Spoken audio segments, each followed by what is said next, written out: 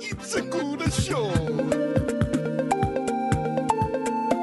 Hello, everybody. Adam Conover here, and welcome to Humans Who Make Games, an in-depth conversation with the people who created some of our favorite video games. This is the first episode, so let me tell you a little bit about the idea behind this podcast. Again, my name's Adam Conover. I'm a comedian. I'm the creator and host of Adam Ruins Everything on True TV, but I'm also a lifelong gamer. I play everything from strategy games, first-person shooters. I play text adventures. I go back and play games that are decades old, and I play everything new that comes out so I can keep up.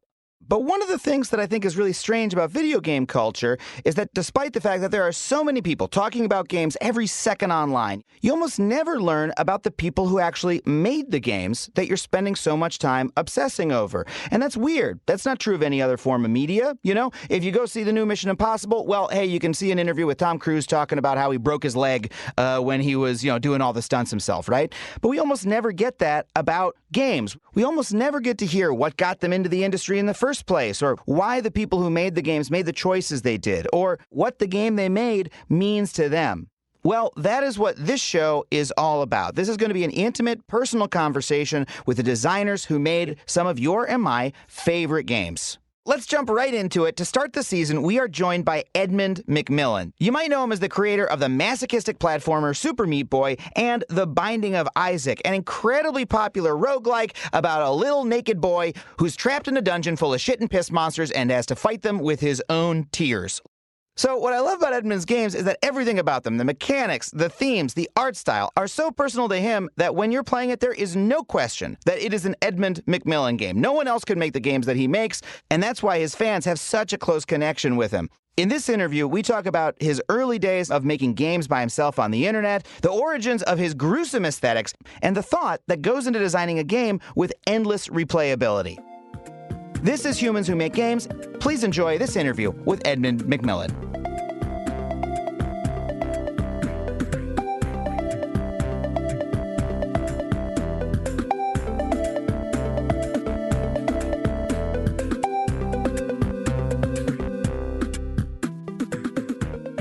Let's go back to the beginning. What's your first memory of video games? Is that a good question? Sure, yeah. I probably was 3 or 4, and my dad had this handheld football game where there was just a little light that moved around, and there was more little lights that you had to avoid. There was no football involved. It was literally just get through these lights without touching the other lights. And I remember playing that. That's my first memory of video games. And then after that, it was just chasing, the kids with the NESs that I didn't have. There was always borrowing people's NESs and borrowing games. And I think when I was 10, I got my first Nintendo. I had an Atari too. My the other side of my family, my uncle's side of the family, that was like kind of the wealthy side, and they had just treasure trove of insane, NES, Atari, Genesis, and all the handhelds and stuff. And so I'd go over there and just revel in the. I feel like I'm like currently recreating that that household. I remember it seemed so like insane how much stuff they had and how that's what if I had money that I would have just all of the Nintendo games. Yeah. And then me and my wife collected NES games for years, ages ago. We ended up with like 450 NES cartridges, and that was back before people were really clamoring to get their hands on them. So I was able to get them at my rule was I wasn't going to pay more than $5 for any game. It made it more fun to collect them. And I would just haggle as much as possible to the point of annoyance with these people. There was a guy that would just like give up when I walked up, and he's like, yeah, just get whatever. And then, Yeah. I have that same urge now that I'm an adult, and video games are like, they're honestly not the most expensive hobby. Like games, individual new games are expensive, but video games overall, like I'm like, look, if I were a car guy, I would spend so much more money. So I'll do video games. Once I started working, I was like, I will never not buy a game if I want it. This is the one part of my life I don't have a budget, and so, but I often feel like the kid in the candy store who's like gorging himself on candy, where I'm like, I'm buying so many things, I'm like sick of it, and I'm like trying to figure out, am I just chasing some like a feeling that I was trying to find in childhood, or am I actually enjoying myself right now? Yeah, I question the exact same things, and I do feel like it's definitely chasing childhood stuff for the most part, I think. What happened to the collection? I had to sell the collection. I had to pay rent. Oh, wow. So there was a point during Meatboy development where we had gone over what we always, you always assume it's going to take a year, and it ends up taking 2 or 3 years. So there was a point where I didn't have any money. And it was like, we got this wall of NES games that we don't actually play, and it was fun to collect them. And thinking back, it really was like the adventure was in collecting them. That was the fun part. And it's not like we were just playing NES games all day long. 400 is a pretty good chunk of the total library too. Yeah, it was. I like dove deep into the weird independent, religious games and stuff I was able to find. Yeah. The blue carts and the gray carts and the gold carts. We had a bunch of that stuff. I sold everything down to like the essential 80 games, and then I ended up selling those as well. I sold all my CDs. I mean, that was back in the day when I didn't have enough money to pay the bills. We just sold everything, and just seemed it was almost freeing though in a way. But then I became a hoarder again afterwards, so it was okay. It was totally fine. Getting rid of stuff like that, once you're forced to lose everything all at once, it somehow becomes more mentally palatable. Like I remember, me and my partner Lisa moved from New York to LA, and we put everything on a moving truck. We hired a service that like moved everything from New York to LA, and then we brought with us on the plane just like what we needed for like the month that it would take for the truck to drive across the country.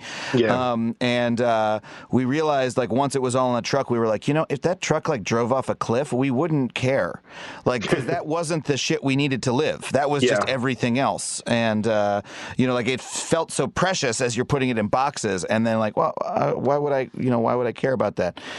It's so funny because I have recently thought, I'm like, well, if I move into a bigger place, I think I'll start collecting NES games. Like I had that thought I could do it, but now it's harder because now the collector's market it's become like vintage vinyl. It's become like everything has a price, and you know exactly how much it is, and everyone knows like exactly how many games of each thing were made and what's rare and what isn't. And it's super disheartening to go. Like I still go to flea markets and stuff, and these days I'm always on the lookout for knockoff toys. It seems to be the thing that I'm kind of into these days, because it's the thing that there's no way to quantify the rarity of these things.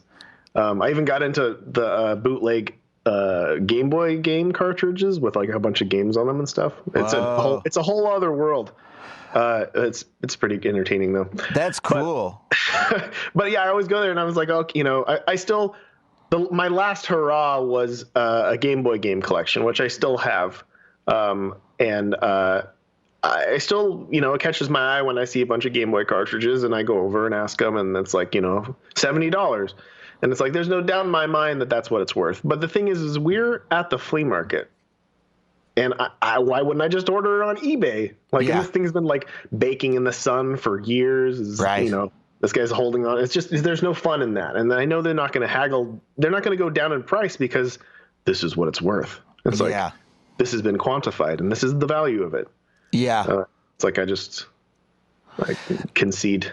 The closest thing, what I always find rewarding is, I think the problem with collecting is that, like, once it becomes, okay, here's the value of it, and I can just sort of order it, and like, okay, I want a copy of Little Nemo the Dream Master, and it's $40 everywhere, and I'll order it, But it's the experience the experience I want to have is like serendipity and like mystery. Like I was in, I went to Japan last year, and we went to this like place called Nakano Broadway, which is like this series of little shops that are all selling, like one is selling old manga and one's selling old video games and one's selling old toys. And like, because it was not the American stuff, it was sort of like the Japanese stuff I had only seen pictures of as a kid. It was so much more magical, and everything in there was special. So I could spend, I could buy the $5 cartridge and it would be just as precious, as whatever the $100 cartridge was, because it was, it had this like air of mystery on top of it. Yeah.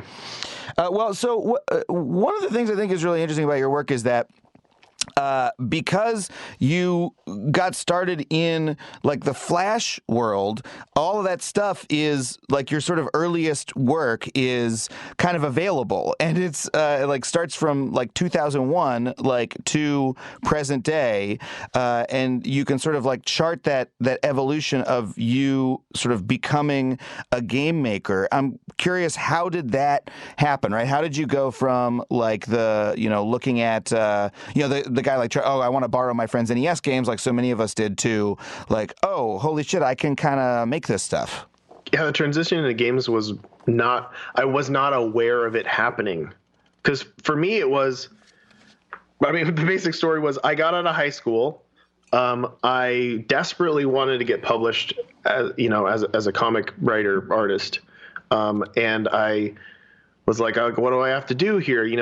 I'll just send out press packs to as many publishers as possible, and I got rejection. No one would touch it because it was just too. Looking back, of course, no one would touch it. It was very, very, very odd. But odd in what way? It was just. I don't even know. It wasn't. It was just chaos. Like it was. It was me emulating Mad Magazine, but with, teenage boy humor. Everything was dead babies and dicks. Like, right. It was just opening up the floodgates, which probably would fly now, but back then it definitely didn't. And I remember thinking that the one chance that I had was with Slave Labor Graphics, which published Johnny the Homicidal Maniac. Yeah. And I was like, okay, here's my chance. And then I got a rejection letter, and I was like, fuck. There's no way. How am I going to do this? There's no way for me. And I was just so sick of self-publishing and just, selling at local. I would sell like Streetlight and like record shops and stuff would be into that sort of stuff. And right. It just wasn't satisfying enough, and I wasn't getting any kind of real feedback. I think like I had maybe 3. Because I would put the whole, mail me at my P.O. box, for, if you like what I'm doing. It's like I would sell hundreds of copies of these comics, but like maybe 3 people actually wrote me letters. And it was just kind of like, it felt so, it just wasn't satisfying. There's no response. Yeah. So it's like, how do I do this? And that was about the time where, that 1999, like the internet was bubbling pretty hard, and right. I was like, okay, well, I dropped out of art college. I went for a week, and I failed that. I didn't have the money to do it. They don't fail you after a week. They're not like, F. The issue was I had a scholarship. I had a free ride there, and when I got there, I was commuting from Santa Cruz to San Francisco, and after a week, they pulled me in, and they're like, this is a specific type of scholarship where like you have to hold an average, like a B average, in order for us to, continue to let you be here. And I'm like, okay, cool. And they're like, but you don't have a grade yet. I'm like, yeah. And they're like, well, you have to pay $30,000. Oh, Jesus. And I was like, well, and I remember calling my mom, and she's like, well, your grandmother can take out a loan. I'm like, no. It's like, I'm not feeling it. Like I couldn't live with myself because I just hated every minute of going there and feeling like an alien. Like I thought that I was going to go to art school and there's going to be a bunch of fucking weirdos like me and we were going to have a great time, but it wasn't. It was bizarre. It was just felt so weird. Were they like different kinds of weird? Because I mean, art school still has weirdos in it, For sure. But I know I wasn't finding them. Like it just wasn't there. It was very lonely. It felt like a month, but it was only a week. It was a very, very lonely, isolating experience, and I hated it. And maybe it was also like the, you know, a big fish in a small pond. Now I'm, you know, suddenly with a bunch of people, and it doesn't, right. I don't know. There could have been an intimidation factor to it too. And it's like, what am I doing? Why am I doing it? Who knows?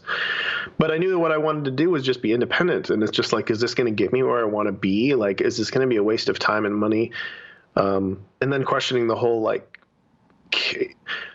I can hone my illustration skills via art school. You know, people can explain to me the logic of, like, the technical breakdown of how shadow works and how color works and all this stuff. But in the end, they can't really teach me how to be creative. And just like, you know, you can't teach a comedian how to be funny.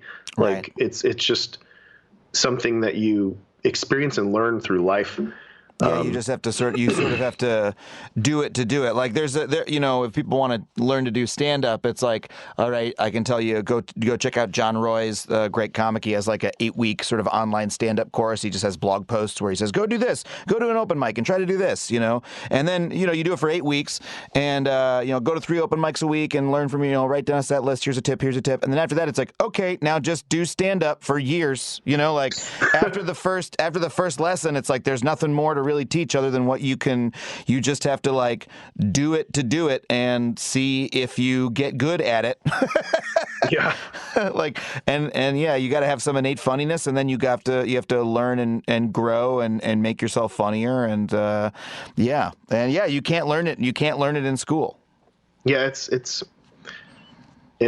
weird. And it also feels so strange too. 'Cause it's like, well, what, like, are people just born a certain way? Life experience pushes them a certain way. And I mean, that's where I am now, especially I just had a kid 2 years ago, and I'm reliving my childhood and thinking about, like, you start to see all these things fall into place. It's like, I had to try harder to make myself happy. And that's why I'm good at this. Because I was so miserable.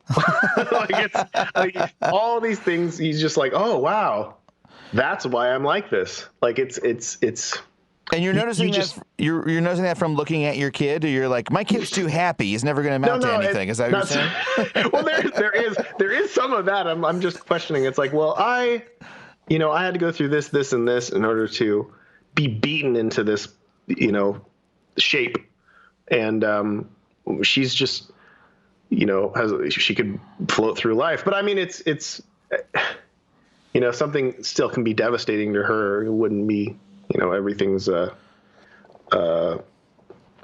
knows what'll fucking happen. Yeah. But I relate, man. It's a total mystery, you know. Like when I look back, when I was struggling and I was, you know, just doing comedy, you know, open mics, doing it for free, and you know, grinding away at that. I was like, I think I have the formula, you know, that will get me to where I want to be. Like I think I can, if I do this and I do that, and I think I can make it work, you know. But it's so hard to know, like, what are all the other ingredients that I don't even know about, that, you know, like why was I driven to work this hard in this particular way at this, you know, why, like what was the magic potion that put me here, and then how much of it is luck and how much of it is everything else. It's hard to, it's hard to see. It's funny because you're like, when you're grinding that way, you're like, how do I get to where I want to go? It's a mystery, you know, like I think I have a clue and I'm going to take a whack at it this way, but it's a mystery about whether or not it'll actually work, you know. And I like listen to podcasts and, like, you know, how can I maybe I can crack the code if I listen to enough Mark Maron episodes, you know, and now that I am where I want to be, it's like it's still a bit of a mystery. Like how did this happen, you know? It's a wild thing. No, yeah, I think about it a lot, and the more I think about it, the more I really do just fall back on the whole, you know, there are people who have a certain amount of discomfort until they say no more. I have to do something about this. Yeah. And there are certain people that just don't get they don't, their body just won't release the serotonin that a normal person would. It's the bell curve type situation. It's like, I think that I simply need to try harder to make myself happy, and in doing so, I get better at the things that make me happy. Huh. That's a really interesting theory. And that's basically where I sit when it comes to that, because I firmly believe that. I mean, I can be an utterly miserable person, and I've always been that way, but not when I'm being creative. And you know, that's just always been my one escape from this, and I just got good at it because that's all I did, and that's what I did the best. And of course, I'm good at it because I need to stay happy to stay alive. It's just the way it works. So how did you? So you left art school. You are not being fulfilled with the comics. The internet's bubbling in 1999. So what happens next? What do you do? I go to the community college in Santa Cruz, and I take an HTML course.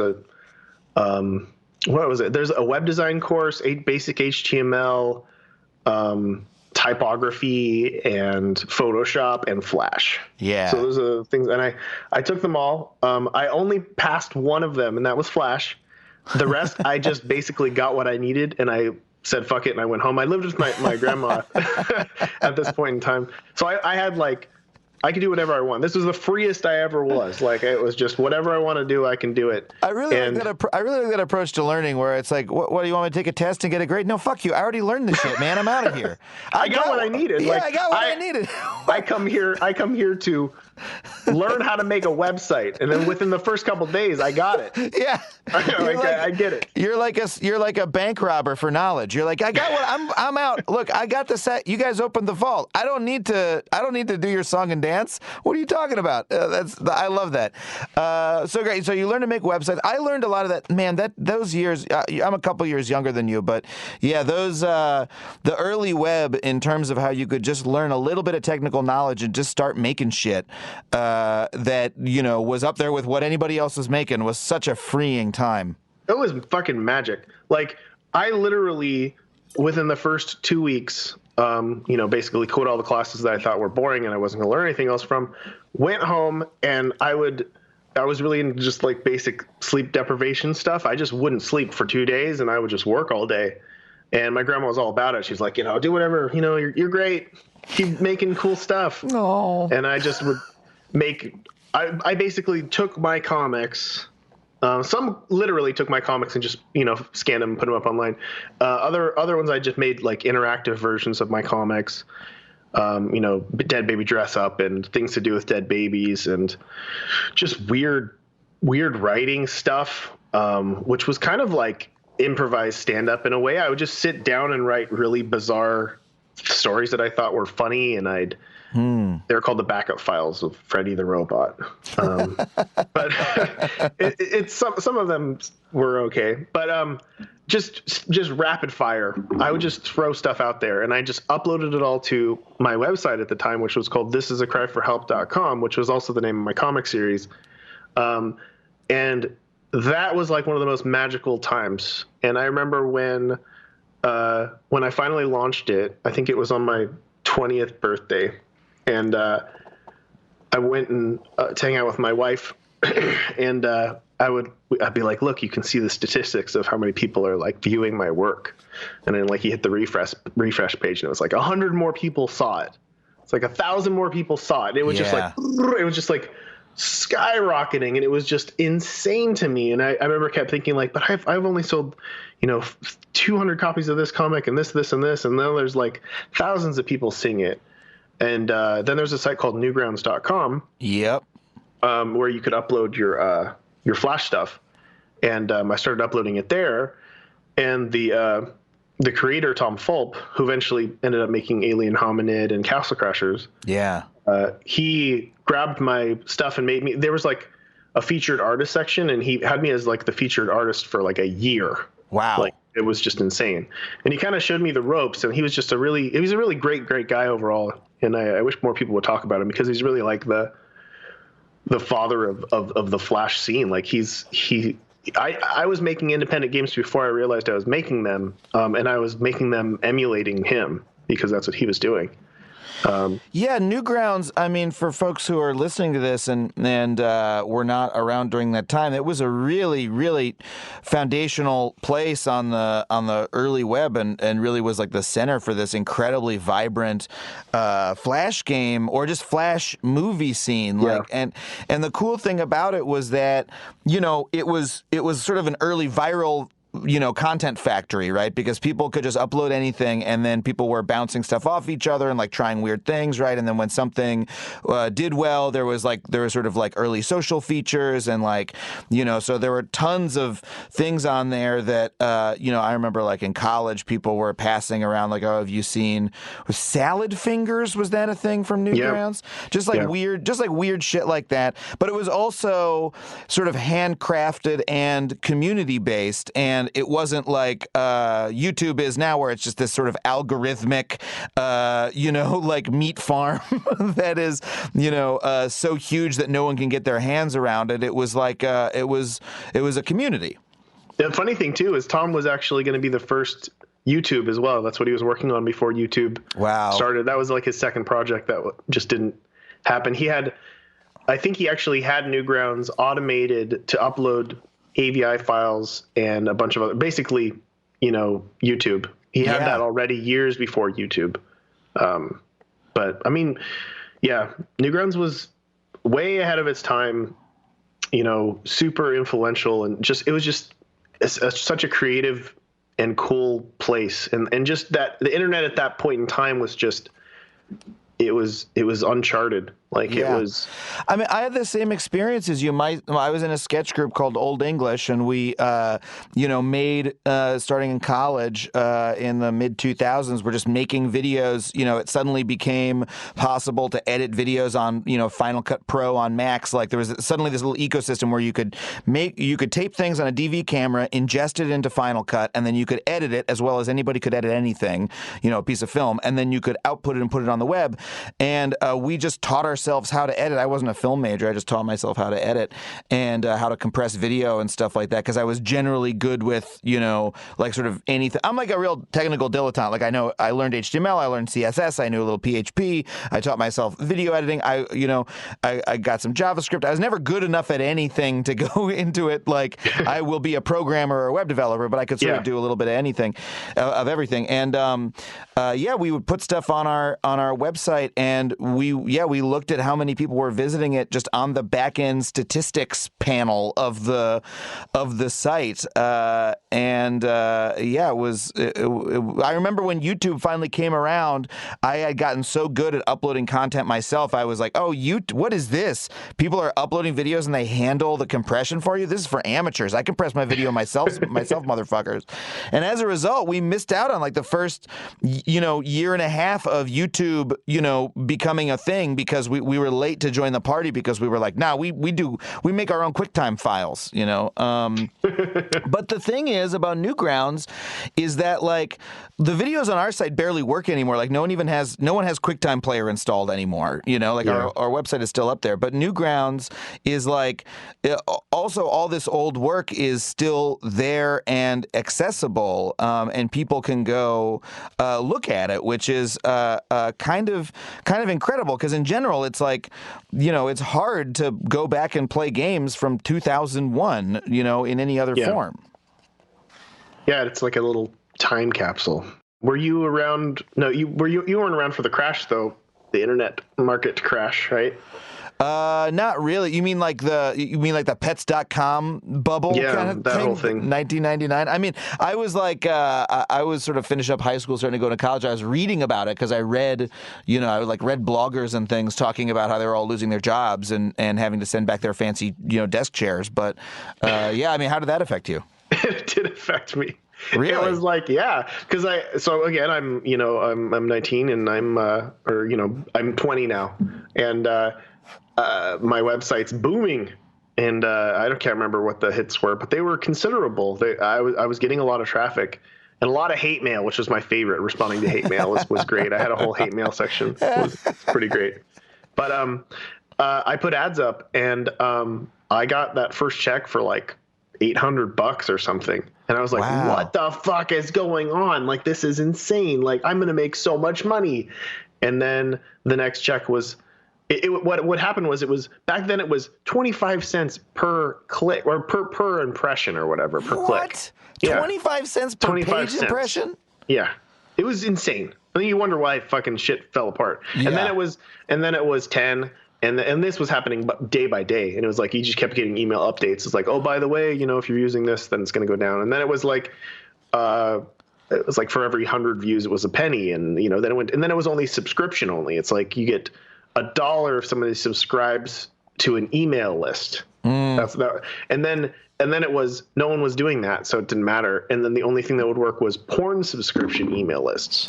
So within like 3 months, I thought that I had a future, and then I had nothing.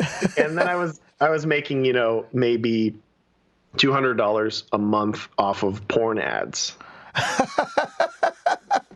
I mean, it's not nothing when you're 19. No, I didn't scoff at it, but I really I thought I was going to be fucking rolling in it. And, it was pretty disheartening. Yeah. I mean, that's what happens when the venture capital dries up. And I mean, I'm waiting to see what happens when the, tech market crashes again, because it sure seems like a bubble to me. But so you're on Newgrounds. You're making these. You're just sort of like in this creative soup, just like making games and like comics and right. Yeah. And I'm making interactive. I mean, I could never really program. I could do really basic scripting, and I could do more if somebody held my hand. But I make little interactive things that I guess some would consider games, mostly dress up stuff. My claim to fame was Dead Baby Dress Up, and that's what got. I used to be known as Edmund Dead Baby McMillen. That's what was. That's the moniker. Because there's almost something sweet about this, because nobody loves dead babies more than teenage boys, and you're like a teenage boy making content that other teenage boys are like, this really speaks to me. Dead Baby Dress Up. Finally, someone knows what I'm interested in. It's so weird too, because there's something so paper doll about it. Like it was a very for every one of my games has an air of hoarder to it. You can definitely feel like my collective drive. Like I need everything. And the Dead Baby Dress Up stuff was just an excuse for me to draw copious amounts of references to pop culture and things that I liked. And, I was really into wrestling and stuff back then. And I like every single one of the dress up things had a mankind mask. And it was fun. I had a lot of fun making that garbage back then. It was good. But yeah, once I kind of transitioned into that, there's no money in it still. Obviously, the porn ads for my site weren't really doing much, and I was working at GameStop and stuff like that for years. But I eventually made the transition into Flash games, official games. Right. I buddied up with a fan of mine who they had made an animation. A Newgrounds animation, which had a bunch of Newgrounds people in it, and I was featured very prominently as a sniper type person who was going to kill everybody, but then came along with them, and I thought, oh, that's really cute, And they messaged me, and they said that they program, and if I asked if I wanted to make a game, and I was like, sure. And I think the first game I made was Clubby the Seal with him. It was you played as a seal. With a club, killing Eskimos and taking their. Not even the seal hunters. You're killing the poor indigenous people. Yes. and making clothes out of their skin, I believe. Oh God. It was playable. It was playable. Looking back, it was you could move around, you could jump, there were some interesting things that I was trying to do with it that I'm kind of surprised. And then I made another game called Carious Weltling, which moved out of the more the accessibleness of Clubby the Seal and into this kind of weird realm of dead, decaying animal, desert, festering, boily, maggot-ridden stuff. And I started doing a series called The Badlands, which I think I did 3 games for. On Newgrounds, and again, there's no money in this. But around that time, I I was looking for more work, and I was really trying. I had gotten recently fired from an animal control job, my first real job, which I really loved, but it just wasn't in the cards. But after leaving that job, I was desperate to go back into art. I had taken a year off websites. I had taken a year off of games and Flash stuff in general, and I just was like, okay, it's time to really buckle down and do something. And I think it was my wife. My wife read some comic, and I can't fucking remember the name of it. But in the comic, it wasn't like an autobiographical thing, and the artist in it talked about like writing this thing down that said like do one thing every day to further your career. Just do at least one thing. And I really thought that made a lot of sense, because eventually, you build up and you make contacts and you put stuff out there. And that was kind of my goal from then on. And I just started rapid fire emailing as many creative places as possible that I think could possibly use my work. And again, my portfolio consisted of dicks and dead babies. So it wasn't, it wasn't an easy sell, but it was basically me saying, hey, I'm willing to work for free to prove that I'm good at what I do. I can do this. I'm a pretty good illustrator. I think I can do great character design and logo design, and give me a chance. And I got a couple responses. One from a local magazine called Your Music Magazine. So it was like an edgy magazine, and they could really use my weirdness. And then the other was from a local video game studio called Chronic Logic. And they had made a game called Bridge Builder in the early 2000s. It was a physics-based bridge simulator, and I had heard of it. And it turned out that they were just down the street from where I lived. So I went and visited them, and they were like, yeah, we're looking for an illustrator to do box art and some other stuff. And I was like, bring it on. And they weren't turned off completely by my my reputation at the time. So. Yeah, I ended up doing more than that. I ended up doing a bunch of illustration for a few different games that they were working on, and it was around that time when I started working with Tom Fulp, again, of Newgrounds, on my first bigger, serious project, which was called Serious P. Shy, which was part of the Badlands series, and it was kind of like this was going to be it. I was going to make it big with this one, and around that time, he had to stop working on it because he had started this project called Alien Hominid. Yeah. And he's like, I think, it's getting serious, and I think we're going to make a console game for it. And he's like, I can't spread myself too thin here. And I was like, okay. So I was super depressed, but I was working for Chronic Logic, and I was like, okay, well, maybe I could pitch an idea at them. And I went home and I sketched up a 10-page design document for a game called Gish. I played Gish. Yeah, it's a physics-based blob platformer. Yeah, you're sort of like this gooey blob who can stick to things and squish through small holes and things like that. But it's really physicsy. He can get pinched on points, or when he hits a wall. If I'm remembering correctly, there's sort of he rebounds like a really squishy piece of Jello would, and sort of bounces back slightly. Yeah, it's basically if you can imagine a blob made of springs, and you could either expand, kind of contract, make yourself slippery, or make yourself sticky. And those are the properties you could change. And it was all based around the fact that they did all this physics stuff. Like Alex Austin, who's the lead programmer there, he does amazing physics stuff, and he always has. He still is. I just kind of designed around his strengths and tried to just make something that was basically Mario, and we just, for whatever reason, they said, yeah.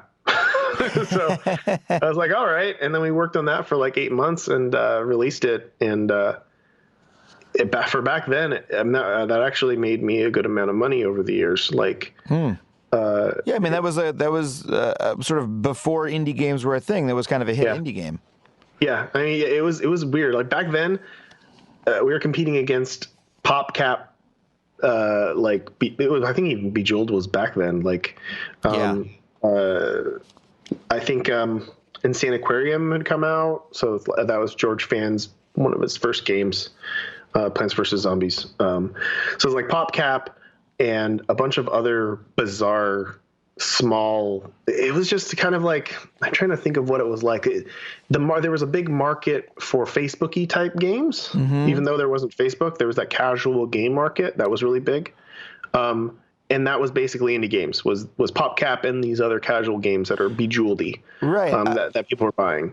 I mean, I remember back then playing those games, and it was sort of this category of game where it's like, well, I'm a college student or whatever, and I don't have a console with me right now, or I can't afford a game, or I'm at my desk and I can't actually go home and play a game right now, but I want to play a game of some kind, and so what's on the web, what's on Newgrounds, or what's on, I remember PopCap or that kind of game, and those games would sort of, get viral and passed around, but also it sort of became this arena where like newer designers were like trying out like weird mechanics. So there are a lot of like flash or casual or indie games that were like based around some specific mechanic that was like weird and cool.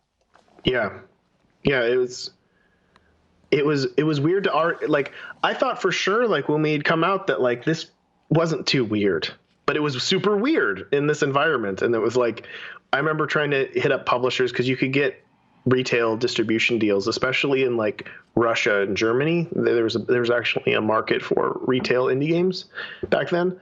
And it was just like, well, we don't know how to market this.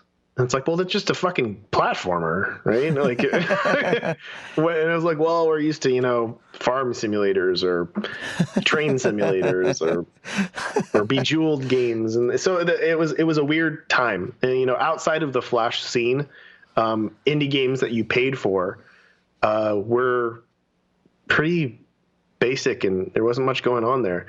But it kind of, we had entered it into the Independent Games Festival. Mm-hmm. And that was my first experience with that's when I realized I didn't realize what independent games were until that point in time. It was like, we made it in, we're showing our game. And that was like some of the most magical moments of my life. It was just like being able to show off a project and see the emotional response from somebody playing it and being there and seeing it. It was just like, wow. It was just like I'd never been so motivated in my life to want to continue to do this for the rest of my life. It was just like, this is so cool. And everybody was so cool and everybody was so nice.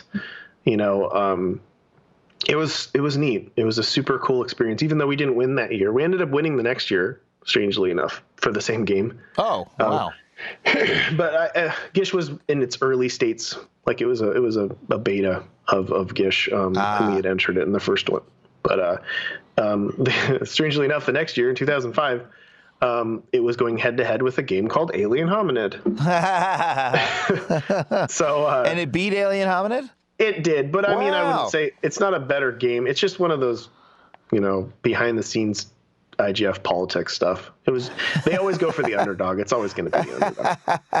Well, yeah, that's so. I mean, I remember those clarifying moments in comedy too, where you like, wait a second, this is real. This thing that I was doing, that I was like, well, I'm just sort of taking a swing at it or whatever, and I'm just a hobbyist or I'm just a kid, and then you're in that situation where you're like, wait, no, this is a real world of real people that I can make a real career in. Like, it's very clarifying and stunning when that happens. Yeah, it was cool. It was super cool. And it was quite cool for quite a few years. I mean, I think until like even 2008, all the way up to 2008, it was still bubbling hard. Like it was just exploding. And the 2008 was when suddenly like all my peers are millionaires. It's like, what the fuck is going on? It's like I'm sitting here. Because after Gish, it was like I just went to making Flash games again, and I had a reputation. So it was like I could be like, hey, there's things called sponsorship deals, and you could get one of the other larger portals. I usually just went to Newgrounds, but there are some other ones too, like Armor Games and a few other portals. You could get them to sponsor your game for a few grand, and that's what I did to kind of pay the bills for years. Aside, that, and then like freelance work and stuff like that I had done, and then whatever remnants came from Gish over the years. And then like once 2008 boomed, it's like suddenly like Braid and Castle Crashers and World of Goo and N Plus and Everyday Shooter, like all these games are getting console deals, and they're selling hundreds of thousands of copies and making millions of dollars, and they're teams of, you know, very tiny teams, 1, 2, 3 people. Yeah, I mean, it's like a really indie game explosion. Yeah, and it was just like, okay, it's time to do it again. I need to fucking buckle down and do something. Like I gotta strike. Well, I know this is gonna last forever. I gotta do something here. Like, yeah, there's a scene here. So I buckled down again, and, you know, got serious about it. And which one of my Flash games can I kind of remake? Which one's the most popular? Which one's the most accessible? You know, I don't want to come out with Dead Baby Dress Up 2 for consoles and expect to make. Yeah, maybe that's not the one that you're going to get the Microsoft deal on. So there was a game I'd made called Meatboy in 2008, and me and Tommy started working on it. Working on a sequel, well, not really a sequel, but like kind of like a re-envisioning, a remake, a serious platformer that I was going to like buckle down and use all of the platformer knowledge from all the platformers that I had made over the years. I was going to buckle down and try to make the best possible thing that I could make. And I tried really hard. Worked on it for 2 years and released it. And it did really well, and it came out at the right time. And it also had the benefit of being in a movie. You guys were in Indie Game the movie. We didn't really have the benefit of being in the movie because it came out a year before. It would have been really nice to have that, because I know that Fez got that bump. Yes, but it really did. Like it. I don't. Okay, so I could say that like the movie definitely solidified Super Meat Boy as like an indie darling that people will think of when they think indie games. I don't know if it actually did anything for our sales. I'm sure it helped somewhat, but we didn't notice any kind of spike around. I saw that movie, and I watched it with my girlfriend, and we watched the movie. It's a great movie, and then we bought all 3 games and played all 3 games. You know, I think we couldn't have been the only people who did that. I'd hope not. It was a great movie. It would have been interesting to see if it was booming around that time, though, to kind of see what it translated to sales wise. But it definitely got it out there. Like the name recognition is super there. Yeah. And when people come up to me on the street and they recognize me from the movie, they have no fucking clue that I made any games after that or before that. It was that's it. That's what they know me for. Like you know right away. Like, weren't you in that movie? And it's like, yeah, like, oh yeah, Super Meat Boy. Did you do anything else? Oh yeah. Yeah, you did a little bit since then. I think so. I hope so.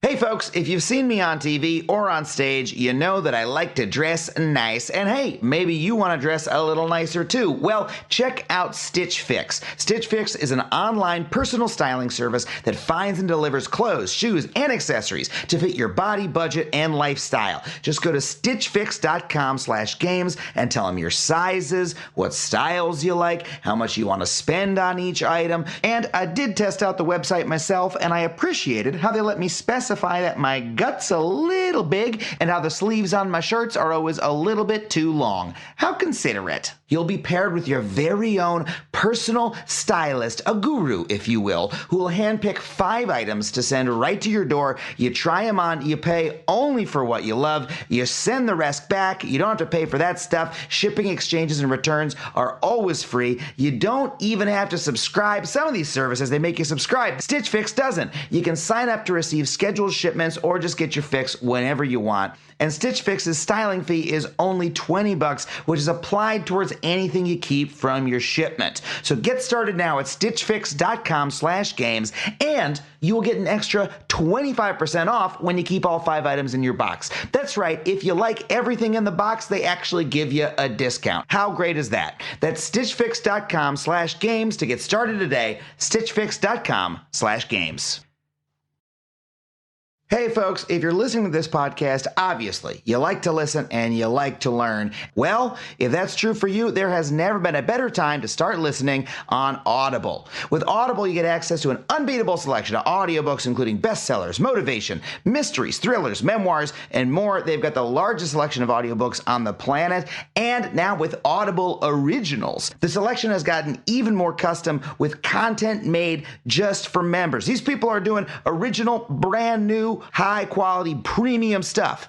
Audible members can choose 3 titles every month, 1 audiobook, and 2 Audible originals you can't hear anywhere else. And if you listen to this show, here is an audiobook I think you might enjoy. It's called Blood, Sweat, and Pixels, and it's by Jason Schreier, a long-standing reporter at Kotaku who spent over a year following different game developers through the torturous, fascinating, brutal process of creating some of your favorite games like Diablo, Stardew Valley. It's really, really cool and right up your alley if you listen to this show. So check that out on Audible today. Audible members also get access to exclusive audio fitness programs, so you can start the new year off on the right foot. You can listen on any device, anytime, anywhere. You can also exchange audiobooks, you get rollover credits, and you can keep the library forever, even if you cancel. Audible is the best place to listen. Get started with a 30-day trial when you go to audible.com/makegames. That's audible.com/makegames, or text makegames to 500-500.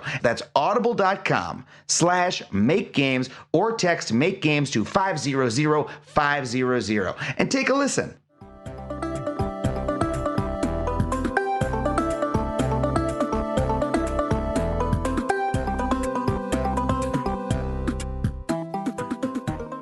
Let's talk about Meatboy, because I think one thing that really stands out to me in your games is that they're really built around these very specific mechanics. Even the ones that you didn't, take the leap from the Flash prototype to the console version. Like I played last night one of your games. I think Triarachnid, is that what it's called?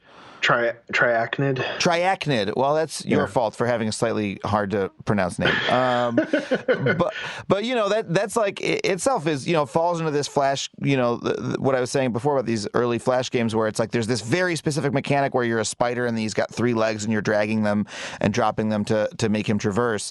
And then Meatboy is so specifically around this concept of pixel perfect platforming that's very complex and sort of requires practice and has a quick turnaround time on the every time you die you start again instantly, so you sort of run through it over and over again.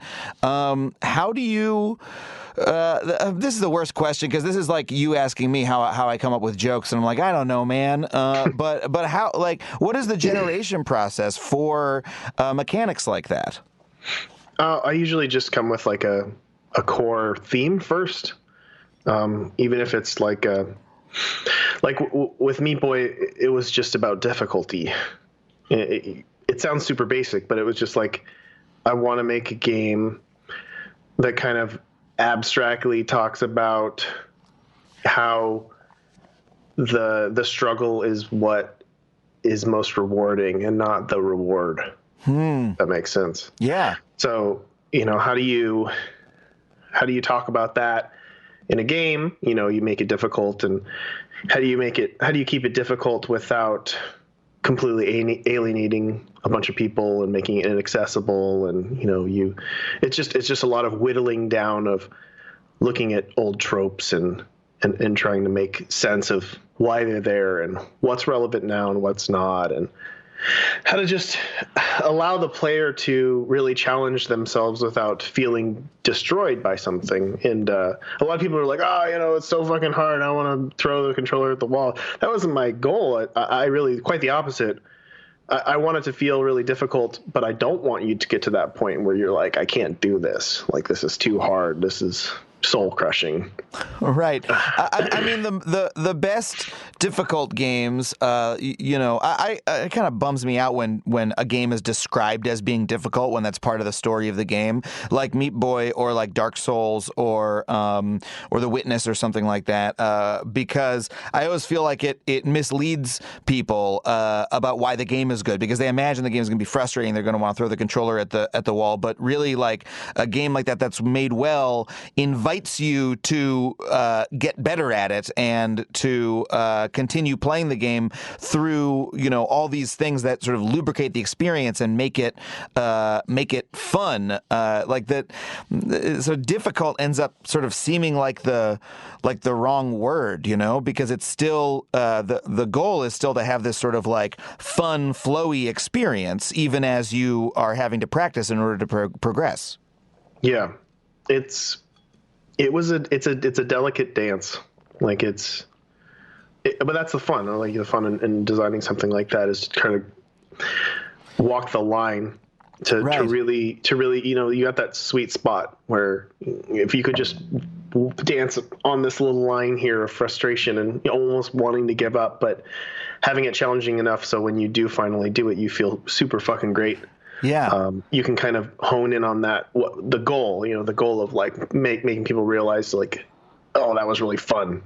That the experience was fun. It wasn't necessarily just getting to the end. It was just the culmination of it. And that's really why like the replay and stuff is there to remind you like of what you went through. Yeah. It's so when you're making a game like that, you try your best to complement the foundation of what you're trying to say and what you're trying to do. At least I do anyway. Like a lot of the game story themes and visual themes, I try to make it all talk to each other. It has to synergize really well. It has to be personal, and it has to be weirdly personal. I think is a theme that I put throughout my work. I try to make it personal enough, specific. It feels specific and deliberate. But if you're not me, it's just going to seem weird, which is totally fine. And it feels very specific to Edmund. It's like, wow, Edmund must really like this bizarre image. I just feel like if it comes across as weird, it does its job. If you find deeper meaning in it, then super. Like I'm mostly doing it because I need to. Like I just simply need to do it, and it doesn't seem good unless it's cohesive, and it all has to bleed together. So with Meatboy, every aspect of what I put into that had to speak to the game's truth, which was, difficulty, challenge, and how much challenge matters in the long run, and how important the adventure is. Yeah. Man, and those are the best games. I mean, I always think when a game really works for me on every level is when the game mechanic causes me to experience the theme of the game. And I think that's the power of games is, in a movie you watch it and you're like, okay, here's the story and hopefully identify with the characters. And so, I learned something from their story. But like in a game, you are the one yourself having the experience. And so it's, when the theme of the game and the gameplay of the game sort of lead to the same end is when it's the most rewarding. But I want to ask this sense of, you're describing the feeling that you want the player to have of difficulty and how good it feels when you overcome the difficulty.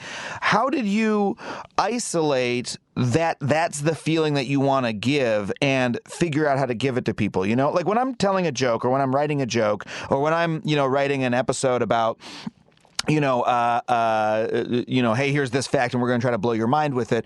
It's, for me, it always comes from a place of something struck me as funny, and I want to give the same experience of finding that funny to the audience. And so that's pretty straightforward. It's like, I found it funny. How do I reconvey over and over again, night after night on a stand-up stage?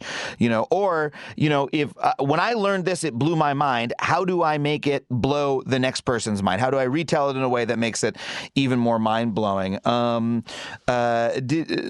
Did you have, were there, so where did the kernel of that feeling come from for you? Was it, were there games you had played in your past that gave you that feeling of difficulty and you were like, I want to do that again, but bigger and better, or was this something that you found an experience outside of games? Like, where did this impetus come from? Well, yeah, I think mechanically it just definitely all comes from Mario. I mean, there's a reason why it's called Super Meat Boy, SMBs. Yeah. I'm always referencing like my childhood experiences and the designers that inspired me, and trying to, it's very like teenage or preteen boy thing where it's like, wouldn't it be cool if there was Mortal Kombat, but in my style where there's more blood? It's like, and that's what it is. It's like, wouldn't it be cool? Wouldn't it be cool if I could put Mario through some sort of translator in my brain and pop out the other side, and what would I do? Like, if I was in the situation, what would I do? And that's what I did with Isaac too. It was like, let's re-experience Zelda. Yeah. But was the experience of, difficulty that it's possible to overcome and that feeling of overcoming it, did that come from Mario as well, in addition to the SMB and the princess being captured and all the sort of like other, illusions? Was it that feeling also came from that game? In a way, I mean, thematically and kind of the foundation to everything was kind of, the relationship of me and my wife, and our first hardship, which was kind of an unplanned pregnancy and the choice we had to make, which isn't something I really talk about. It's not the most fun thing in the world, but it was a major hardship that brought us closer together, and I put it very abstractly in the game. Wow. That's really cool, and I mean that's hard. It doesn't need to be fun to talk about, to be interesting to hear about. I knew your work was personal, but I didn't realize it was on that level. I just didn't talk about it for a long time. It just felt inappropriate until this point in time. Wow. Yeah, no, I can't help but put very personal things. There's lots of stuff that I put in my work that I probably will never be comfortable talking about. But, I can't be invested in something without having a major piece of me, or kind of, when I kind of go in when I'm designing something and there's some personal foundation of what I'm writing about.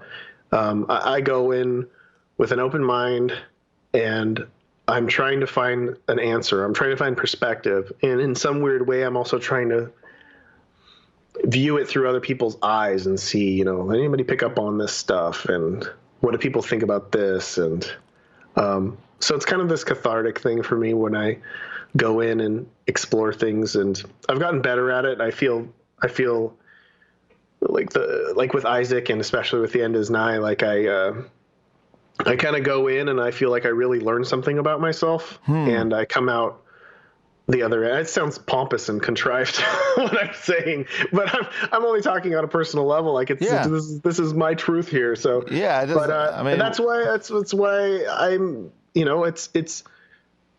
I learn a lot. I learn a lot from myself. I learn a lot by other people playing and viewing and interpreting and experiencing whatever I'm kind of putting out there. And I think it makes me a more whole person in the end. That's really, what an interesting thing that people are sort of playing, a story that's personal to you and moving through it themselves. Yeah. How does that feel? It feels weird. I mean, like in the movie when I'm talking about the relationship of Band-Aid Girl and Meatboy, and I really thought I was talking really abstractly, and I didn't think that they would really put these things together, and then they framed it in a way that really like when I saw that, that was like a really emotional thing for me. So it's like super exposing at times to talk about, and like or when people catch on and I read a post and it's like, oh, I think it's about this, and it's like, ooh, okay. I don't know. I mean, you got it. Yeah. I mean, I see it used in comedy a lot. I think people get really personal and they put stuff out there, and they kind of gauge how the audience feels, and I'm sure they come away with something. I just need to leave a piece of myself behind. It's just there. It doesn't need to be experienced in any way that I'm experiencing it in at all. That's just for me. But it's a major motivator, and one of the reasons why I make games. It's why I make art, period. It's just to kind of like put pieces of my life out there in front of me, and are like, did I experience this? What did it feel like? Why is it still there? That sort of stuff. And I think, again, that's what I think is one of the real reasons people gravitate towards your work is that's very clear, even if the exact story or our understanding of the piece of yourself that's in there is not entirely clear, even if someone's just sort of playing, Isaac or whatever on a surface level, it's still clear that it is a personal work and that it has those pieces in it that, like I said, as I'm playing, I'm like, well, this makes sense to Edmund. I can tell, this is important. These pieces fit somewhere. It's got that feeling to it, and so it ends up feeling, the opposite of sort of, so many games are so clinical, or they feel like they're giving you, the player, exactly what you want. I think I pull a great deal from music. It sounds, again, very abstract, but like, the way I'm writing is how I believe musicians are writing songs, where there's this vague, very personalness to everything that's happening, but it's so personal that there's no way to completely understand what they're saying, but vague enough for other people to experience it. I don't know. I really love how music's is structured artistically overall, how abstract it can be and how vague it can be and how emotional it can be. And I always wish that I could write in that way, and I try my best to do so.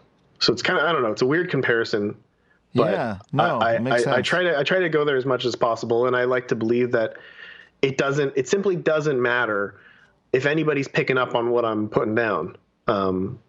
Because either way, at the very least, they'll say, this is weird.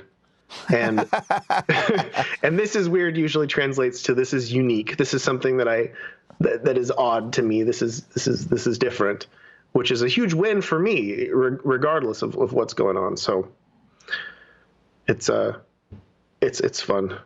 to do. It's funny. That's such a that's a freedom that comedians don't have, because at the end of the day, you don't really get to make comedy for the most part that is like, if people don't like it, fuck it. Because if people aren't laughing at a show, your show is bad. It's like one of the weird things is one of the tenets of comedy is that there must be laughs or it doesn't work. Well, yeah. In the same way, it's just with games, I have to wrap this up in a functional package that's fun. Yeah. Yeah, that's important to me. And I've seen people recently arguing about, games don't have to be fun, but just like comedy doesn't have to be funny to everybody. But the thing is you're not going to make money, and no one's going to see it. No one's going to care. It's just a reality. You got to play the game. It'd be nice if the world worked in every way you want it to work, but that's not the way it works. Yeah. Well, and I get that. It's, I like games too. So, hey.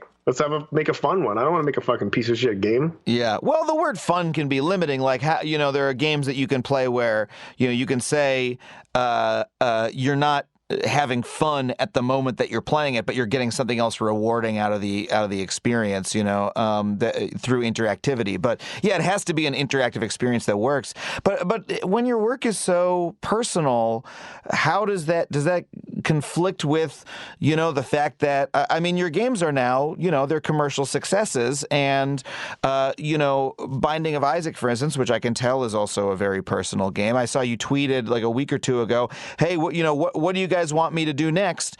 And you're like new IP or this or that, and then one of the options was more Binding of Isaac content, Binding of Isaac DLC, and I think that won, or at least there's a sizable portion of people who want more Isaac content. And this is a game you've already done, 2 or 3 expansions for.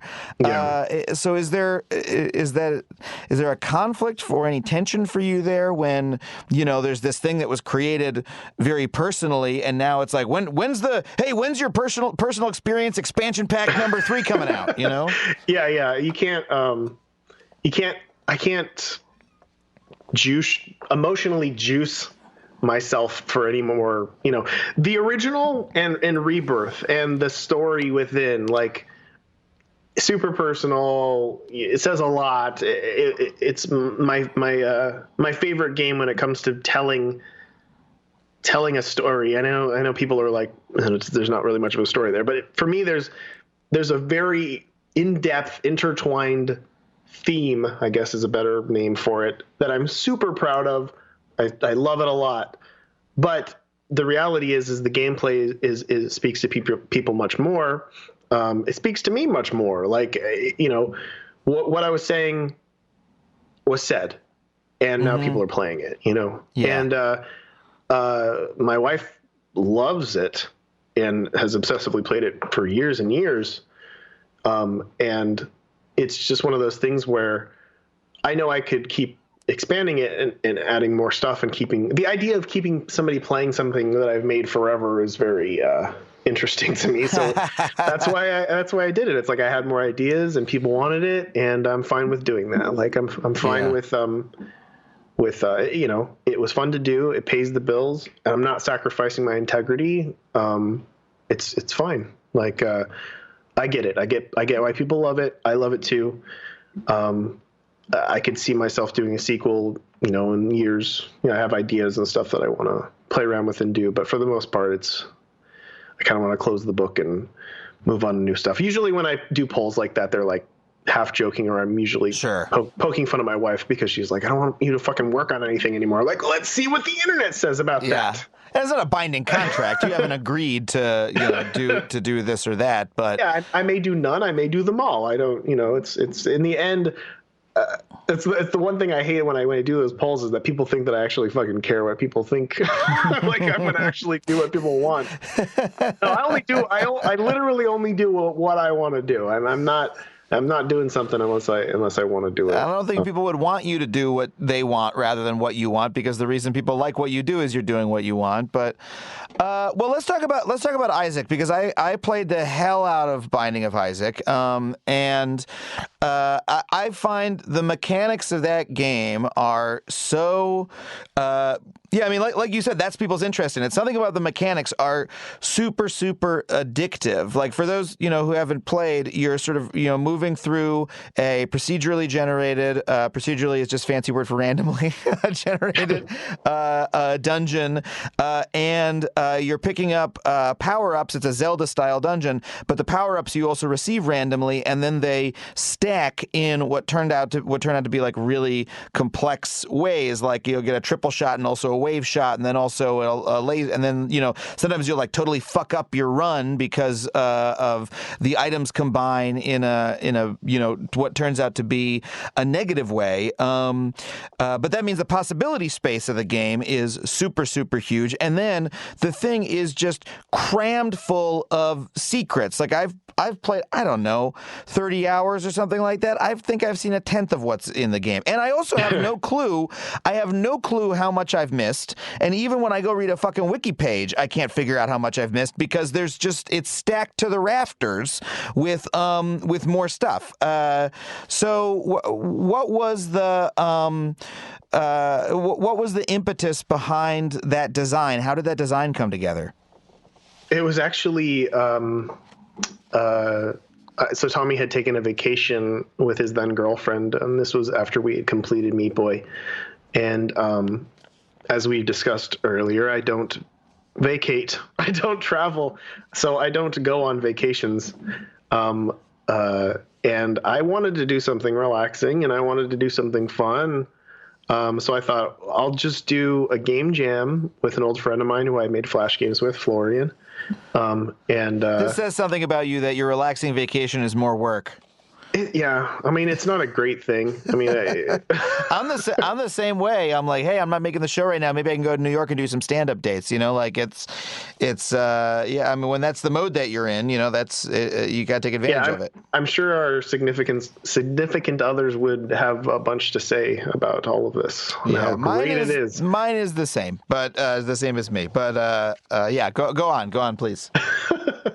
But yeah, it was kind of like, okay, I want to do something like low stress. I want to do something punk in a way. I want to go back and improve my independence, because in a lot of ways, Meatboy was me selling out. Like, it was me doing my best at selling out without completely losing my integrity. It was like, I'm going to softball this thing. You know, this is going to be, it's going to be accessible as I can allow it. Right. In every way. And I wanted to just do something balls to the walls, nutty. And I just wanted to just go crazy with it. And Florian was always down. It doesn't matter fucking what I wanted to do. He was down with doing it. We made a game called Cunt. And that made some waves back then. Man, shit, if I released that now, woof, I wouldn't have a career. But yeah, he was always down. So I knew that whatever I wanted to do, we would do it. And we set aside a week. And I remember laying in bed thinking, you know, what do I want to make? And it's like, Tommy and I had discussed making some randomly generated games in the future. And namely a Meatboy, randomly generated Meatboy game. And I was kind of trying to figure out how I could like experiment with some aspects of that in a game. So it started out with random generation. I want to make something with random generation. And at the time I was playing a lot of Zelda, which every year I usually will play through the original just because it's amazing. The original Zelda. Yeah. You know, I've always had trouble, because as a kid, it was too much for me. Like when I was an actual child, sort of like the original Metroid, I could never, it was just a little bit too opaque and I didn't have the patience and then I've not really, I've never been able to go back and play through the whole thing, even though I know it's such a landmark, because there are so many ways in which it's sort of player hostile in a way that violates what my expectations of games now. Like the fact that there's just like bushes, like staircases hidden under random bushes, so you got to go set every single bush on fire to make sure you found everything in the whole fucking map is wild. So that's really interesting. I would go back and play Link to the Past every year, but you are all about the original. Yeah, I mean, the original was kind of like the definitive video game moment for me. Mario 2 was a big one for me too, but experiencing Zelda before the internet was crazy. It was like the most magical thing in the world. And like just discovering the dungeons and the order of the dungeons was like a challenge in itself. Yeah. And then, all the mystery that goes in with every kid on the block talking, I heard, the old lady tells you to do this and you got to go up the waterfall and, all this other crazy shit. There's just so much mystery involved, and really capitalizing on the time of, no internet and word of mouth only. That's the thing about that game, I think, because again, I'm a couple years younger than you. So when I was ready for, that kind of experience, it was already too late. Like Link to the Past was more formative for me, Yeah. But so I feel like whenever I, hear that about Zelda, when I read essays or like see someone's YouTube video or whatever about why the original Zelda is the best Zelda, it's because they were there in that time and place when you couldn't really figure out the secrets, and it was kind of the only game there was to play, and it was so vast, and you had to like, you know, do that whisper estate on the playground, and so it's kind of impossible to go back and play it in the same way. Yeah, it's true. There's a lot of stuff that I like that's like that kind of died with the medium, and like I don't know. No, you were on the other side of the U.S., so you probably didn't. There was a show called Fishmasters. It was an independent. Never saw Fishmasters. I can verify. Yeah. It was an independent Bay Area show that kind of it got pretty popular. It was on at 1 a.m. And it was one of those shows that fucked with the viewer. Like they did some episodes where it was like, oh, the Fishmasters 4th of July extravaganza coming soon, and then it's like just a screen saying coming soon, and then there's like a guy in the background going like doo doo doo. Oh, I would have loved this. No, yeah, and they went 20 fucking minutes, and at the end, it's just like them walking down the street and like 3 people on the sidewalk, and they're just waving, and that's it. And it aired once, and it's like, how do you try to convince somebody now that this is funny when you couldn't fucking fast forward it? Like you couldn't. Yeah. And there was commercials, and it's just like there's all this subtlety to the medium, and it was like that stuck in that time. I experienced it. I was there. Nobody else is going to share this with me. Yes. Yeah, it's definitely there. But I tried to recreate the mystery with The Binding of Isaac, and for the first month maybe of the game's release before it became popular, the mystery was there. Like watching people figure out how the secret rooms worked. Like I set things up in a very specific way. That's what the mulligans are for. Like the guys that you'll kill, maybe drop a bomb or whatever. The mullibooms, a bunch of different like bomb guys. Those are there to accidentally blow up a wall for you to even realize that there's something beyond that point. And that's how most people discovered it that didn't already look at the Wikipedia or already see Let's Players. So it's funny now, it's even a different time too, because now you have Let's Players. It's like before no one was really Let's Playing for the first 3 months of Isaac's, life. So there's still a great deal of mystery, and now people just, race to discover, which is fun in a lot of ways too. But yeah, that was one aspect of the game that I wanted to kind of re-envision. That's amazing. I just kind of sat down with Zelda and I was like, hey, this dungeon structure is pretty simple. You could randomly generate this. For sure. And it's like, and then I started thinking about like just the general structure of every dungeon has a boss. Every dungeon has an item room. There's shops and there's resources, and it just all falls into place. And it's just like, and then just make a ton of different enemies that force you to play different ways, and a ton of different items that stack and force you to play different ways. And, making sure to walk the line of putting enough in there that can fuck you up, because it really started as a storytelling type game. Like I wanted to build an experience that tricked myself. And we worked on it for 3 months. It was done in 3 months. And by the second month, I felt like I had something special. The original Flash game. Yeah. Yeah. And I thought, okay, like we just need to keep going. Like we need to keep adding stuff. And like, I think it was at the point where I added greed, and secret rooms and a bunch of other little things. And I had gotten to this point where I got bombed into, a shop, I think, that had greed in it, and it killed me. And I was like, okay, like I didn't expect any of this to happen. The game is starting to kind of have, a life of its own. Yeah. And the emergent properties are surprising you. Yeah. And that's when I was like, okay, yeah, like I'm down with this now. Like this is great. And I just doubled down and crunched the hell out of it and just put as much content in as I possibly could. And I was just going to put it up as a Flash game. Like I just was going to put it up on Newgrounds. That's why it's sponsored by Newgrounds, the original. Yeah. Tom, funded a bit of the development of it, and it released on Newgrounds as a demo. And I originally was just going to get a sponsorship or even sell it to Adult Swim. Because back then they were offering, $8 to 10 grand for like IP rights for Flash games. And I was like, man. I worked on it for 3 months. So I was like, yeah, it's pretty good money. Maybe I can get more. And I think I was showing it to Adam Saltzman and John Blow, and they were all like, no, this is pretty interesting. Like, you should probably put it on Steam. And I'm like, Steam's not going to put up a fucking Flash game. Like, there's just no way. And I sent it to my Steam guy, and he's like, yeah, this is cool. How much do you want to sell it for? It's $15. And I'm like, no one's going to pay $15 for a Flash game. $5. You're negotiating against yourself. That's how everybody should. It's like, I'm pretty realistic when it comes into that. I'm not a greedy person. It's like, yeah, I want to be realistic. Like, if I work on a project, it's like, I don't know if you played Fingered, but I worked on that for 2 months and sold it for $1.87, and that's what it's worth. Yeah. But your original plan was to sell the IP to Adult Swim. Mm-hmm. That would have been such a fuck up if you had done that. Yeah. Because you own it now, I assume. Yes.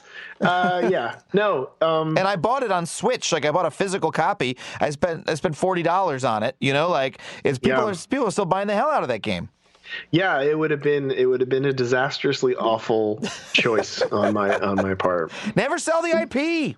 I know. I was still in that mind frame though. I was like, again, this is early Meatboy success. I'm putting in down payment on a house, and I'm still being very, very careful with my money. And the idea of, fast money still was I'm still in that mind frame of like, poor child. I don't know. Yep. It seemed like a guaranteed thing. I had no fucking clue. Yep. Well, what are you going to do? Was there any inspiration in the game? Because I think of the game as being a roguelike in the proper sense. I was someone who played NetHack. I loved the sort of like classic rogue-like experience that I thought Spelunky also did super well. And I'm annoyed by games that, sort of call themselves roguelike or roguelites, but don't really, give that experience that I'm looking for, which is, to me, a proper roguelike game is, it's procedurally generated, it's randomized, but there's all these, different systems, and your knowledge of the systems allows you to sort of put a run together, and then you're exploiting that in order to try to make the best run that you can, and you're making improvisational decisions based on your knowledge of the system. So it's like, in Spelunky, you're like, in NetHack, you're like, oh wait, here comes a cockatrice, but there's, this other guy over here, maybe I can make him fight. In Spelunky, you're like looking down and saying, okay, there's the arrow shooting guy, and maybe I can make, him shoot the caveman or whatever. And then in Isaac, you're looking at, okay, on this floor there's a shop, or there's a slot machine, or I just got this item, and wait, if I hold on to this for a little bit while I, in a couple levels, I'll have the opportunity to do X, Y, Z. It has that same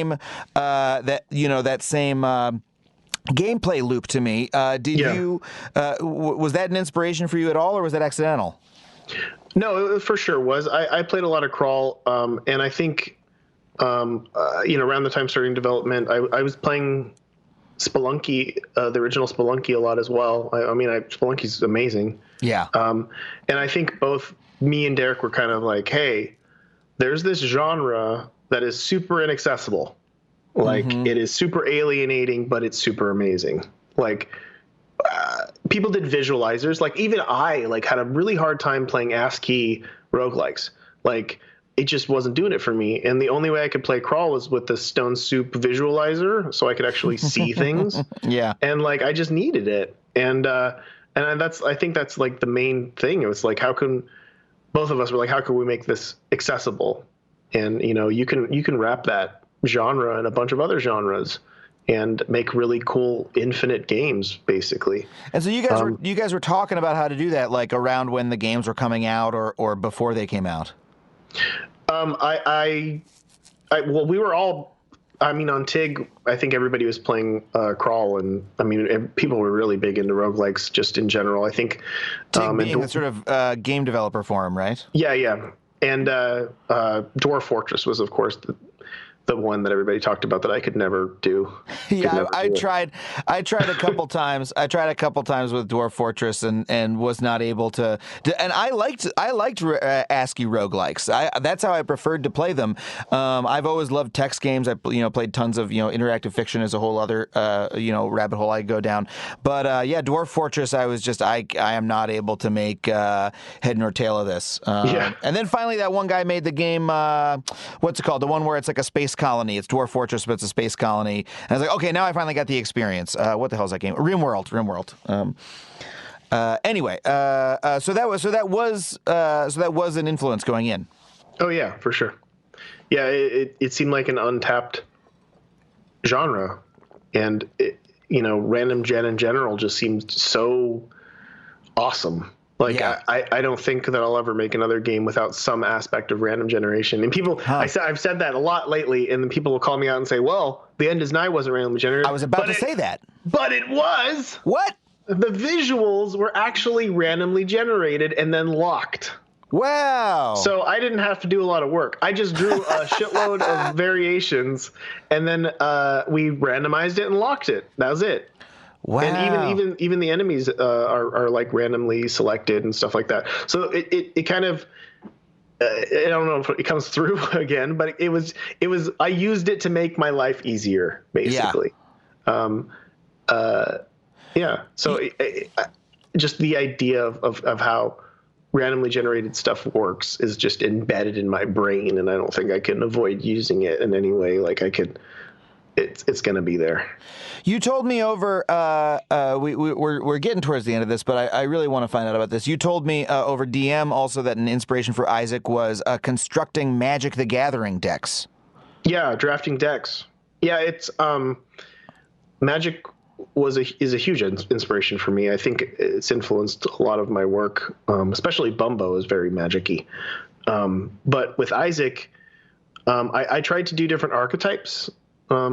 And I tried to, it's not as easily draftable because you're kind of forced into situations, but that's what I made the dice for. The dice is literally there for you to like, be like, well, I'm kind of rolling into this archetype where I have a bunch of hit points and, it's a damage matters situation where I want to hit myself a lot. Maybe I'm playing with Eve. I've got this item here that's not that good for me. Maybe I can roll into something, or something's in the shop that like a razor blade or something like that, something that damages me for value. So there's a bunch of like mini archetypes. One of the ones that people exploit now and then they kind of draft towards is the shop one, going infinite with the shop. That's basically drafting. Like you're trying to maximize the probability of rolling into specific items in the shop and getting items that exploit, money resources, and making sure that you always hit the shop and buy everything in there. And then eventually you get restock and, you can, or get 2 Steam sales, stuff like that. And, the most apparent one is the Guppy transformation. That's the easiest one to actually draft, in Isaac, where it's like, okay, there's a black chest and it has Guppy's tail in it. I should go for it. So from then on, you're going to go into all the cursed rooms. You're going to try your best to get devil deals. You're going to grab all the Guppy items, and it's not that hard to do. And people can pretty much do it almost every time if they really go for it. Yeah. And that's kind of like what I set out to do, is just have basic archetypes that you could kind of draft. And the downfall is, of course, people, now that they're kind of able to do that, they just go, why not just draft the OP or Tears archetype? It's like, I'm just going to go damage and Tears and I'm going to win, which is, fine. But that was my goal. I wanted to kind of have that experience with drafting in Magic. It's like every single time you draft, you've got a new deck, and it makes it unique and it's really cool. And you try your best to. You feel smart when you're playing, and it's just kind of like what you described too. It's like there's a lot of number crunching. There's a lot of behind the scenes resource management stuff that no one really even acknowledges. But it's like once you know how the game works, it's like, okay, there's a shop. and I don't have a key because I used it for the treasure room, and I have a bomb, and there's a room that has a bomb behind it, like behind a rock formation, and it's kind of close to the middle of the wall. I can put the bomb here, and I can kind of, maybe if that's a secret room, I can blow that up, get the extra bomb, so I didn't lose a bomb, but I can also possibly open up the secret room. When I go in the secret room, oh, there's a special rock. I know that there might be a key in that, and I can use that. And it's like you just kind of, with just those basic resources and areas where you can maximize that, or even like, I'll use it on the donation machine to get a few coins. It's like you're just rolling the odds to try to get that item that you want from the shop. Right. And also, like Magic, the amount of depth and complexity is so much. I mean, the stuff that you're talking about, drafting the Guppy transformation, I'm sorry, I don't know any of that shit. Because there's so much more for me to learn about the game. I mean, again, I played the hell out of it for a good couple months, and there's still so much. Where are you? Have you beat Mom? I beat Mom. Well, let's see. I played it while we were shooting the last season, and so I would play it on like my lift ride home from set or whatever, because it's a really good short-term game, But I would kind of just like, I'm just trying to get as far as possible, and I'm sort of understanding about how some of the elements work, So, but I did pick it up a week or two ago, and I had a pretty good run, and I beat Mom, and then I went down. Oh, I know what I did, and I didn't get in the chest that time. I went further down, and I beat Satan, I believe, and then I got in that big chest, and that's the last thing that I've done. Okay, yeah, you're pretty far. You're far enough to know about the Guppy transformation. I've seen. I know the Guppy bits, and I think I saw on a Wikio Guppy transformation, but I've never actually done it, and I certainly don't yet see it as like a tool that I might tend towards in my various runs, but it's also the kind of game where like you can not spoil stuff for yourself and learn about all these different elements just by having people by figuring them out yourself.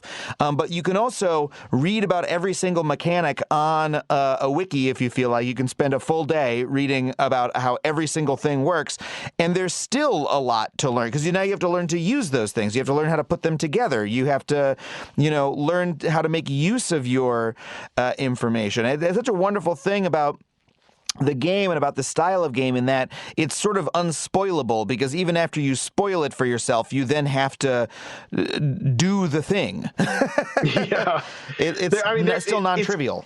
It goes so deep now that people will post ways to break the game and I'll have no fucking clue that was doable. Yeah. It's like, or I'll add items that I feel like I know someone will find some way to break the game with this. They'll have fun figuring it out. Well, put it in, and then a month later, someone will find some way to break the game like that. So there is a depth to it that goes really, really deep. There people play the game very different ways. I mean, I still. The tried and true way is what you described, like going in blind and experiencing the game without referencing anything. You get the intended experience. But I'm also realistic, and I know at this point the majority of people that have probably purchased the game have seen it being played, so they're gonna know stuff. I have to say my favorite way to play games like this now, and also sort of Dark Souls style games where there are tons of secrets, is on a stream, because if you tell people, hey, no spoilers, right? If you tell your stream audience, no spoilers, they will still in the chat give you spoilers, like they can't help themselves. Yeah. And that's the perfect level of spoiler, because they'll say, Adam, can I tell you about, there's a thing here, like if you do this, you'll get something good. And I'll say, okay, yeah, you can tell me. And then they're like, and that's how I found out about like the differently colored rocks that you can bomb. I didn't know. And it was fun because it approximated a little bit that playground experience of your friend telling you, because it was sharing knowledge from a specific person. And also sometimes they're wrong and they don't know. They give you a tip and they're like, and they're totally wrong about it, and so it means they're unreliable. And you say, nah, I don't want to fucking do that.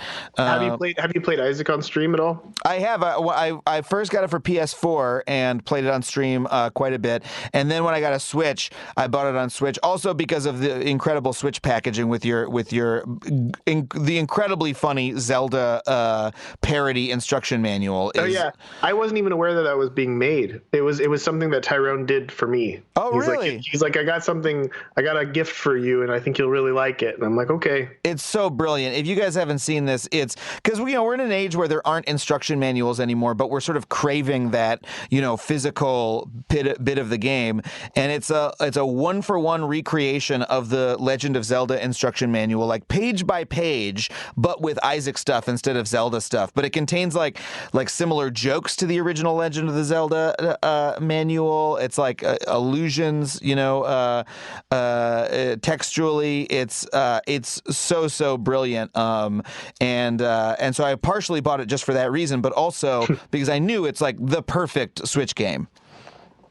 Yeah, no, I'm really happy with it on handheld. I used to say that back in the day it was the Rebirth on 3DS was my ideal platform, but of course, now you've got the whole collection on a platform that runs it even better. So, yeah, that's the ideal way for me to play. But what I was going to say is, don't let there are ways that people control you into horrible things on stream, which I've seen many times.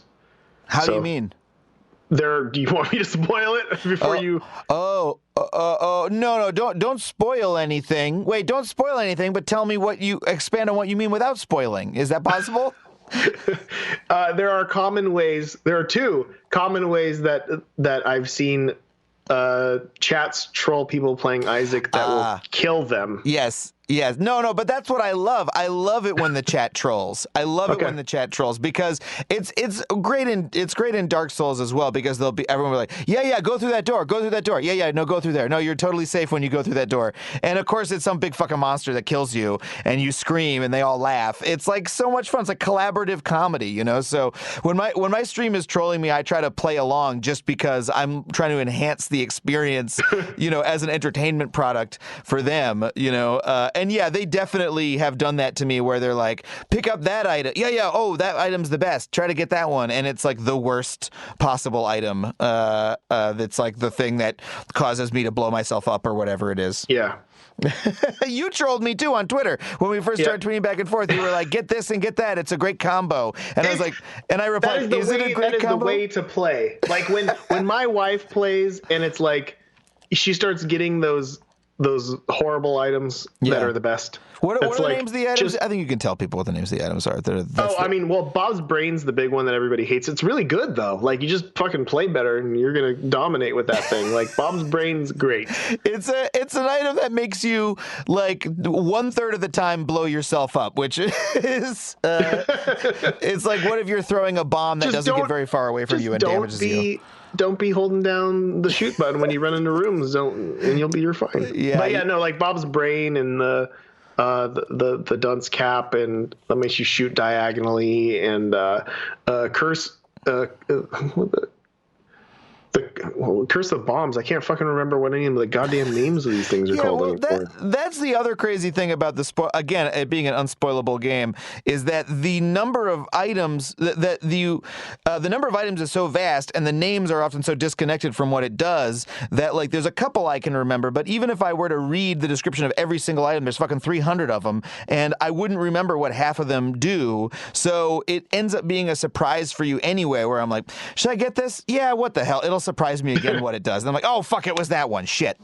Yeah. Curse of the Tower. That's what it's called. Well, man, I got to get us out of here, but I really I love your work so much, and I really appreciate talking to you about it. Yeah, man, it was a real blast. Well, thank you for having me. Is there anything you want to plug? Your new game, The End Is Nigh? Anything else? Oh, yeah. The End Is Nigh is releasing on Switch on the 12th of December. Oh, dope. The Legend of Bumbo will be out early next year. And then I will figure out if I'm going to attempt to remake Mugenics. Ooh, I don't even know that one. So I'm really excited to find out about that. Mugenics is the a vaporware project that I worked on for a year that everybody fucking loved the idea for and won't leave me alone about. But I mean, I loved it too. It was just one of those situations where I couldn't work on it anymore, but I can work on it again. It's a randomly generated cat breeding simulation. Oh, that does sound, I want that badly too. Yeah, work on that. I'm going to hassle you too. Work on that, Edmund. Yeah. Thanks so much for being here, man. I really appreciate it. Thank you. If you want to support the show, please subscribe and leave a rating on iTunes or wherever you listen to podcasts. You can follow me on Twitter at Adam Conover, sign up for my newsletter at adamconover.net, or follow me on Twitch at twitch.tv/Adam Conover. Thanks for listening. See you next time.